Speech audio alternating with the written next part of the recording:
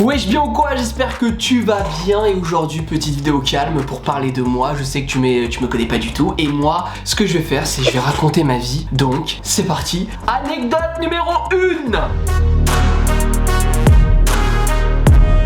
Alors première anecdote, c'est faire du catch sur une voiture. Et là il y a certaines personnes qui me disent mais t'es un malade, t'as vraiment fait du catch sur une voiture? Oui, c'était en 2010-2011, j'avais entre 11 et 12 ans. Et à ce moment précis j'étais fan du catch. Mais vraiment le catch pour moi c'était un truc de ouf. La WWE, SmackDown vs Raw 2009, enfin bref c'était que de la frappe. Vraiment je kiffais ça, j'étais un fanboy sa mère, c'était juste hallucinant. Vraiment je regardais H24 le catch attack, vraiment c'était un truc de ouf. Bien sûr Jeff Hardy, Undertaker et Mysterio, enfin bref tout le monde connaît ces catcheurs. Et bien sûr j'avais la bonne idée de faire du catch sur une voiture. Et au passage le propriétaire de cette voiture nous a dit concrètement qu'on pouvait tout simplement utiliser sa voiture, monter dessus et faire n'importe quoi. Donc on avait l'accord du proprio. Voilà, donc on est en sécurité. Moi et deux de mes potes. Et bien sûr j'avais la merveilleuse idée en plus de ça de filmer. Donc du coup ce qu'on fait c'est du catch sur une voiture. Il y a une voisine sans qu'on sache bien sûr qui appelle la police. Mais vraiment c'est pas une blague. Vraiment je vous assure, il y a une voisine qui a appelé la police. Elle pensait vraiment qu'on s'est battu pour de vrai.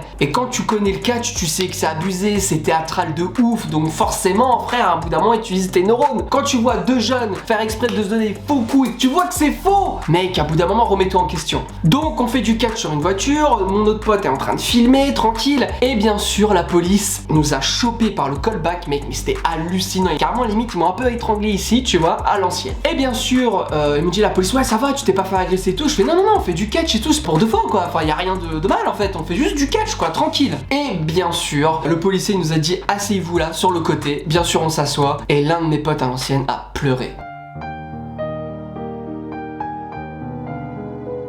Et c'est le premier qui me traite de couille molle à longueur de journée. Pourtant, alors ce qui se passe c'est que il demande notre nom de famille et notre prénom et bien sûr notre âge. Donc moi à ce moment-là je m'appelle Fouad, j'ai 11 ans et bien sûr là le policier nous dit concrètement vous avez de la chance, sinon vous aurez mis en garde à vue. L'âge minimum je crois garde à vue c'est 13 ans je crois si je dis pas de bêtises hein. Et ensuite ce qui se passe c'est qu'à un moment mon pote pleurait tellement, mais c'était hallucinant, mais j'ai jamais vu un gars pleurer autant quoi, c'était chaud. Donc du coup bien sûr il s'est fait évacuer par le premier policier, donc il envoie chez lui avec sa mère. Et moi, il y a un autre policier qui, bien sûr, m'embarque pour aller chez ma mère. Et bien sûr, ce qui se passe, c'est qu'il appelle le propriétaire de la voiture devant moi. Et bien sûr, j'explique comme quoi que j'aurais rien du tout parce que le propriétaire de cette voiture nous a dit qu'on pouvait faire ce qu'on voulait. Bien sûr, le policier, ce que je peux comprendre, bah, il nous a pas cru, forcément. Enfin, il m'a pas cru. Il appelle le proprio et là, il dit oui, il y a simplement des gamins qui ont fait du catch sur une voiture. Je voulais savoir si vous voulez porter plainte et que vous voulez avoir aussi leur prénom, ce qui est tout à fait normal. Et là, le proprio de la voiture a dit concrètement qu'il s'en battait les couilles. Oui, il a sorti, je m'en bats les couilles, cette voiture elle est nulle à chier. Et j'ai dit concrètement aux gosses qu'ils ont la possibilité de faire du catch sur la voiture, ils ont la possibilité de faire ce qu'ils veulent. Dans tous les cas, que ce soit cassé par des jeunes ou par moi, ça changera rien, cette voiture elle est irrécupérable. Donc je suis tranquille quoi, wouh. Donc je suis content, mais frère, j'ai caca du cul un peu, hein. Je t'avouerai que j'ai stressé, le mec il m'a parlé de garde à vue, de porter plainte, de jugement, etc.,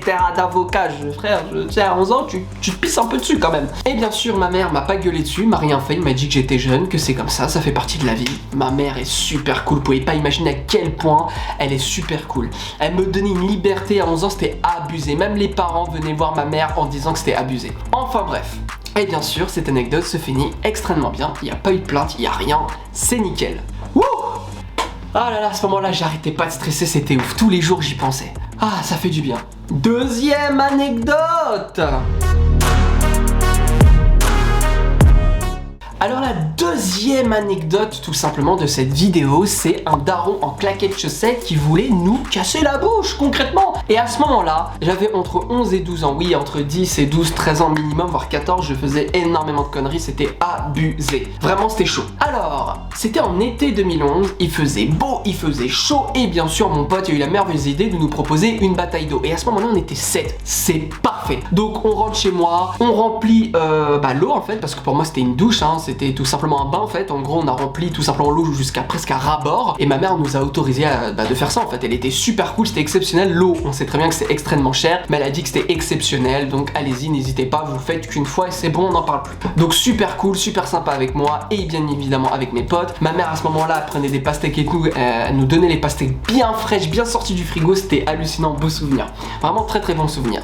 Et là mon pote, enfin mes potes nous a proposé tout simplement de sortir dehors et de nous éloigner. Donc on s'est dit ouais pourquoi pas, et en plus de ça on peut sortir tranquille au calme, il fait beau, il fait chaud. On sort en t-shirt, claquettes, chaussettes, oui en claquettes, chaussettes. Et ce qui se passe, c'est on s'envoie des jets d'eau dans la gueule, c'était abusé. Bien sûr à un moment mon pote n'a plus d'eau dans sa bouteille. Donc là il décide de me la jeter. Je vais skier la bouteille, forcément. Et là ça atterrit sur la tête d'une petite fille. Forcément la petite fille a eu très mal, elle a pleuré limite. Je suis venu voir la petite fille en disant que nous sommes vraiment désolés, mon pote voulait me viser moi mais pas toi, je suis vraiment désolé, et aussi de la part de mon pote. Et là la petite fille nous a dit ce n'est pas grave, tu t'as dit pardon, il n'y a pas de souci.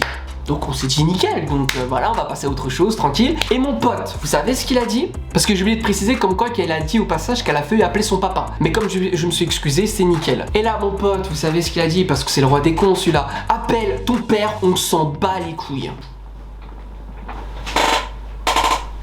La journée débute extrêmement bien, il fait beau, il fait chaud, on rigole et le mec en rajoute une couche. Mais ce n'est pas fini, vous allez trouver la suite de l'histoire est vraiment inadmissible. Donc là, je me dispute avec mon pote, il me dit ouais, t'es une couille molle et tout, tu ne sais pas te taper. Oh là là, je me rappelle, oh ça m'énerve, rien que d'y penser, putain, en plus c'est un mec qui est super arrogant. Enfin bref, donc du coup on commence à se disputer, à même s'insulter, on est failli se rentrer dedans en fait, forcément, parce que bah mec, la petite fille a rien fait, c'est de notre faute en fait, si elle a reçu cette bouteille d'eau dans la gueule quoi. Donc du coup mon pote suit un peu la petite fille qui est juste à côté en fait, et là, bien sûr il y a une porte ouverte et c'est là où la petite fille habite en fait. Et mon pote a eu la merveilleuse idée, mais la merveilleuse idée de nous dire, ça vous dit de mettre une grosse soupape et d'insulter sa mère ? Ah, parce que je dois parler en plus de ça? Est-ce que je dois dire réellement si c'est inadmissible ou non, que ça se fait pas, que ça manque de respect? Non mais sérieux, est-ce que je dois le dire? Même pas besoin. Donc du coup, moi j'ai dit concrètement avec mon autre pote, parce qu'on était 7, il y avait que moi, on était que 2 à trouver ça inadmissible, les autres ils ont grave kiffé. Donc du coup, on a rejoint le parking en question, on les attend, et bien sûr, à ce moment précis, ils étaient en train mais de gaulerie, mais de ouf. T'as vu, on a insulté sa mère et son père, trop bien. Qu'est-ce que c'est drôle? Non, vraiment, sérieux, c'est vraiment pas drôle du tout, c'est vraiment inadmissible, ça manque de respect total, vraiment. Donc du coup, là on parle, on discute, j'ai dit que ça se faisait pas, que c'était juste inadmissible, faut pas faire les choquer si le daron essaie de nous casser la bouche. Et au moment où j'ai dit ça, tu vois un daron en claquettes chaussettes qui enlève ses claquettes, qui est pieds nus, hein, avec ses chaussettes, hein. Je vais vous casser la bouche. Donc, ce qu'on fait, c'est on court. On met une grosse soupape. Et forcément, l'un de mes potes qui m'a traité de couille molle a failli se faire choper, était limite en larmes parce qu'il a failli se faire casser la bouche par le daron, s'il te plaît. Non mais sérieux. Donc du coup, on a rejoint l'autre parking qui était près du premier parking.